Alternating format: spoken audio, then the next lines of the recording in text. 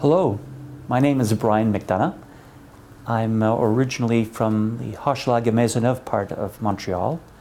I'm a member of the Quebec Bar, and I've been the director of the Social Action Office at the Catholic Archdiocese of Montreal for almost 18 years. I love my work. It's a real privilege for me.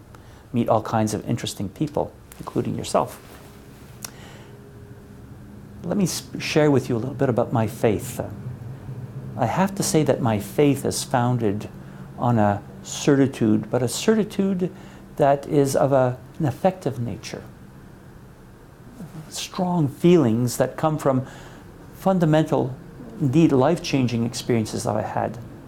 I think of one that I had when I was 26 years old, when I was living in Calcutta. I had been living in large communities in France and in Calcutta, and I had been working in a communications center for social development that had been put in place by the Jesuits in Calcutta. And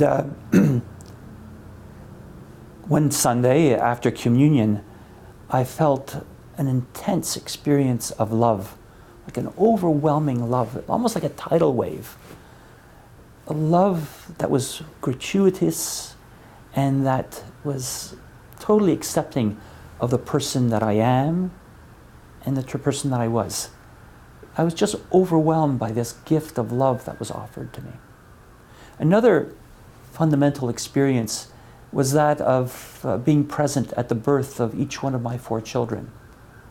Once again, this was an experience of gratefulness for life, for the beauty of each one of my children, for their journey, and for the possibility of being a witness to their life in our midst.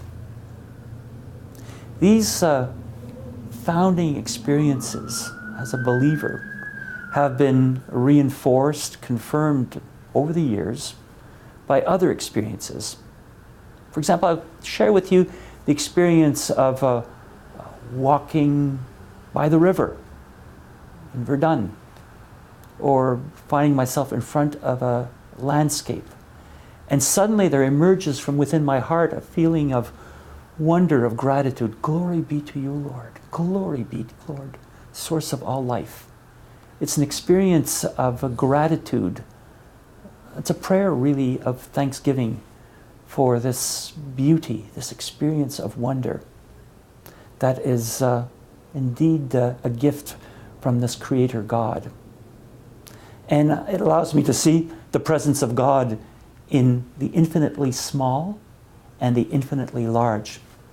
You probably, like myself, have seen these amazing photographs taken by the Hubble telescope of distant galaxies. Now, I should point out that my faith has also been shaken. And indeed, I've experienced revolt, anger, dismay before the suffering of the innocent, and before the scandal of inequality and that capacity that humans have to cause incredible suffering to others.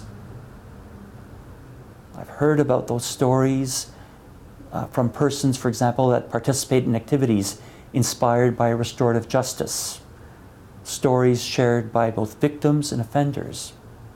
And you may have heard about the capacity of humans to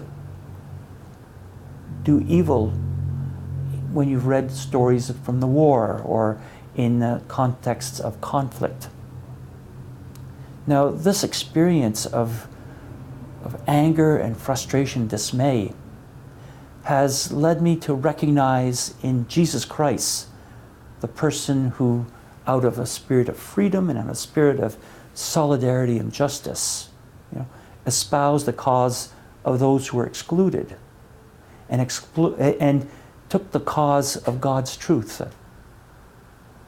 Because of his solidarity, because of his commitment to God's truth and to God's vision for humanity, he suffered a horrendous death, death on the cross. But that's not the last word. My faith tells me that Jesus arose from the dead. He was raised from an absurd, tragic loss. He was raised from the dead. And for me, that's a sign that the human experience does not end with death, that we're offered something more. We're offered eternal life, and that means a lot to me. And also the Spirit that was promised and announced by Jesus Christ is present in the world, certainly present in the church, but also in the world, in other religious traditions. I recognize that Spirit of God, for example, in seekers of truth, scientists, thinkers that are really aspiring to the truth. I recognize it also in artists that are captured by a desire for beauty. And I recognize it also in those men and women, especially those who are poor or marginalized, that day to day seek to create a world that is marked by justice and solidarity and peace. So my faith really is a gift. My faith is not in something, but in someone whom I'm convinced is the source of that gift of faith. And that gift of faith creates in me a desire to create the conditions which would allow other people to discover that gift that is given to them in their own particular way, on their own terms, and in God's time. Thank you for listening, and I hope this conversation will allow you to think a little bit more about the gift that you've received, and perhaps give you the desire to share it with others.